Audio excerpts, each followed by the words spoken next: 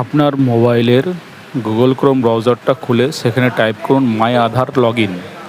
সেটা করলে মাই আধার ইউআইডি সাইটটা খুলবে। সেটা খুললে দেখুন লগ ইন বাটন দেখাবে, welcome to Aadhaar. Log in বাটনে ক্লিক করুন। লগ ইন বাটনে ক্লিক করলে যে পেজটা খুলবে সেখানে আপনার আধার নাম্বারটা চাওয়া হবে। আধার নাম্বারটা টাইপ করুন।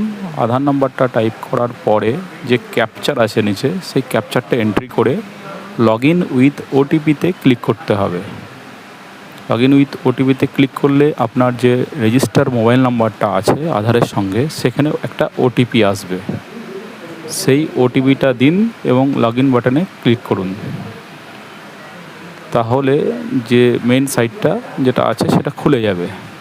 সেটা খুলে গেলে সেখানে দেখুন ব্যাঙ্ক সিডিং স্ট্যাটাস বলে একটা ট্যাব দেখাবে। সেটাতে ক্লিক করলে আপনি আপনার কোন ব্যাঙ্ক লিঙ্ক আছে সেটা দেখতে পাবেন এবং সেটা অ্যাক্টিভ না ইনঅ্যাক্টিভ সেই স্ট্যাটাসটাও দেখাবে। Thank you.